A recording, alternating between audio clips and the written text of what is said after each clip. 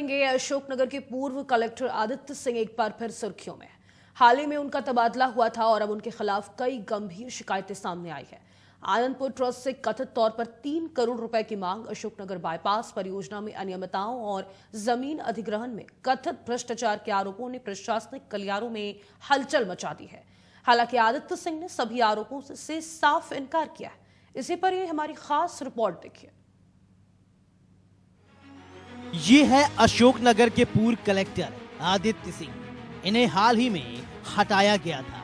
दरअसल दिल्ली में इनके खिलाफ शिकायत हुई थी कि आनंदपुर ट्रस्ट से इन्होंने 3 करोड़ रुपए की डिमांड की थी। दिल्ली ने आदेश दिया इस तरह के अधिकारी को मुख्य पदों पर न रखा जाए। फिलहाल तो अब एक बड़े भ्रष्टाचार की पोल खुल रही है। केंद्रीय मंत्री ज्योतिरादित्य सिंधिया ने एक बड़ी योजना, महत्वपूर्ण काम किया। केंद्र से बाईपास के लिए 92 करोड़ रुपए दिए, जिसमें इस योजना पर भूमाफियाओं और अधिकारियों ने भ्रष्टाचार कर दिया। योजना क्या थी उसे अधिकारियों ने बाद में बदल दिया। हकीकत कुछ और थी। सबसे बड़ी बात, जिन लोगों ने भ्रष्टाचार को किया वो लोग अशोकनगर के थे ही नहीं, जो कि बाहरी थे।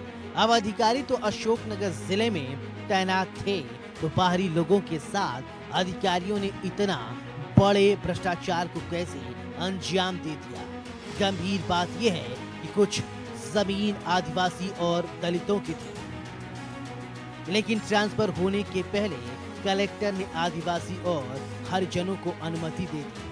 वहीं आज भी ऐसी कई फाइलें अशोकनगर में दबी हुई हैं। बता दें, ये प्रोजेक्ट 92 करोड़ में 12 किलोमीटर लंबा बनना था, लेकिन तत्कालीन कलेक्टर आदित्य सिंह ने इस 12 किलोमीटर लंबे प्रोजेक्ट को 14.9 किलोमीटर कर दिया, जिसके चलते सरकार पर 26 करोड़ का अतिरिक्त भार पड़ा।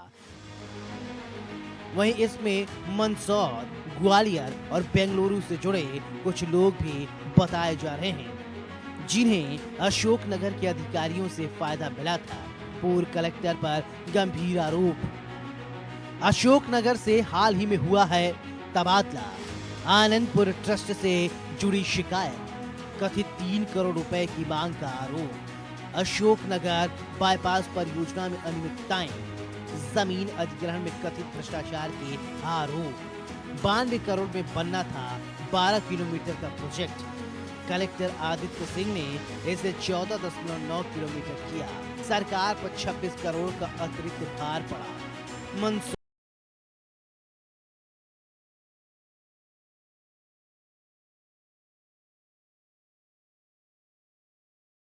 दरअसल केंद्रीय मंत्री ज्योतिरादित्य सिंधिया की पहल पर अशोकनगर बाईपास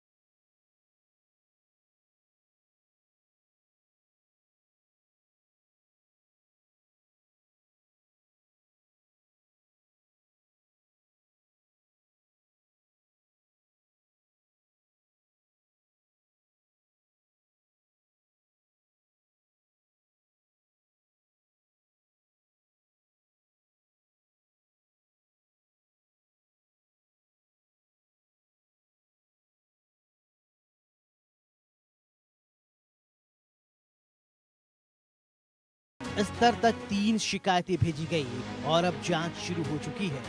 हालांकि इन आरोपों की आधिकारिक पुष्टि जांच पूरे होने के बाद ही होगी। वहीं इन तमाम आरोपों पर जब पूर्व कलेक्टर आदित्य सिंह से सवाल किया गया तो उन्होंने सभी आरोपों को खारिज कर दिया। उनका कहना है कि जिन फैसलों की बात की जा रही है उन पर उनके हस्ताक्षर नहीं है और पूरी प्रक्रिया संबंधित अधिकारियों के स्तर पर होती है। पूरा घटनाक्रम है कि यहाँ से निकल रहा था पहले बाईपास, फिर इसमें पूर्व प्रशासन ने इसकी ड्राइंग बदलकर और यहाँ से करीब 3 किलोमीटर आगे से खेरावान बनियाई होते हुए त्रैंबकपुर होते हुए ये 15 किलोमीटर की बाईपास का इन्होंने प्लान बनाकर और राज्य शासन को भेजा है। और यहाँ बहुत से भूमाफियाओं ने जमीन खरीदी है, बहुत भूमाफिया यहाँ सक्रिय हुए हैं इसमें।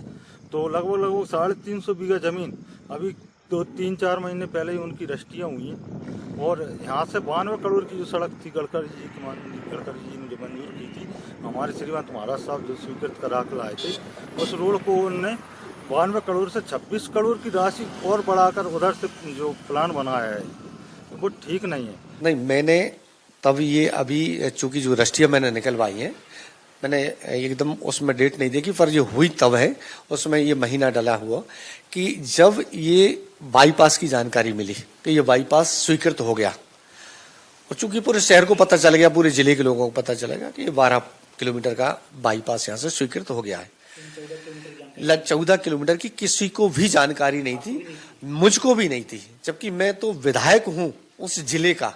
और मैं तो ये कहता हूँ कि और दूसरे विधायक हैं उनको भी जानकारी नहीं है, जो पूर्व विधायक है उनको नहीं है, वहां के अध्यक्ष को नहीं है, वहां के सारे किसी जनप्रतिनिधि को पता नहीं है कि ये 14 किलोमीटर का अलाइनमेंट, अगर कोई भी अलाइनमेंट चेंज होता है और इतनी बड़ी एक सौगात है, इतनी बड़ी एक सड़क है बाईपास, तो उसमें जब हम अलाइनमेंट चेंज करते हैं, कोई भी निर्णय लेते हैं, तो उसमें पहले सबसे पहले जनप्रतिनिधियों को विश्वास में लिया जाता है। जनप्रतिनिधियों से बात की जाती है कि इसमें ये बना है, इसमें शासन का अहित हो रहा है, शासन को हानि हो रही है, हम अगर इसको बढ़ा देंगे तो इसमें शासन का भी नुकसान होगा और जनता का भी अहित नहीं होगा, तो उसमें कोई बात नहीं, बड़ी बात नहीं है, तो ये तो निर्णय बैठ के कर लेते हैं।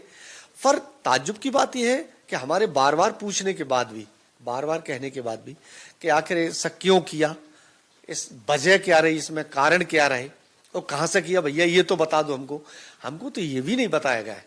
हमको तो जब जानकारी मिली बाद में, तब हमने यहाँ से कागज निकलवाए, भोपाल से निकलवाए, वहां से फिर हमारे कलेक्टर महोदय जो वर्तमान में है उनसे जानकारी ली, तब हमको पता चला कि ये तो भाई इसका अलाइनमेंट चेंज कर दिया, ये तो दूसरी जगह से निकाल दिया। और जब दूसरी जगह से निकाला तो पता चला या तो लगभग 300 बीघा जमीन की रजिस्ट्रियां हो गई। तो इससे ये सिद्ध हो गया कि ये अलाइनमेंट इसलिए चेंज किया गया है कि भू माफियाओं के लिए। कलेक्टर ने जानकारी नहीं दी आपको अलाइनमेंट चेंज जब हो रहा था उस दौरान? नहीं, उस तरह मुझको कोई जानकारी नहीं दी उस समय, मुझको क्या किसी को भी जानकारी नहीं दी उस समय। उस समय आदित्य सिंह जी थे। बातचीत की आपने? बिल्कुल, हमने बराबर उनसे बात की कि जो भी सड़क बन रही है, जो बाईपास बन रहा है, एक बार अपन लोग बैठ के उसमें चर्चा कर लें। बाईपास रोड बनी है, उस बाईपास रोड में कई अनुसूचित जाति के पट्टों का लेन देन करके उसका व्यय हुआ है। उस व्यय में कुछ अधिकारी, कुछ कर्मचारी, कुछ शहर के नेता उसमें इन्वॉल्व हैं और ये आज आयोग की नज़र में आया है। अगर शासन की तरफ से कोई अधिकारी कर्मचारी उसमें इन्वॉल्व है और अगर उसमें किसी की भूमि को हड़पा गया है तो आयोग इसको छोड़ेगा नहीं।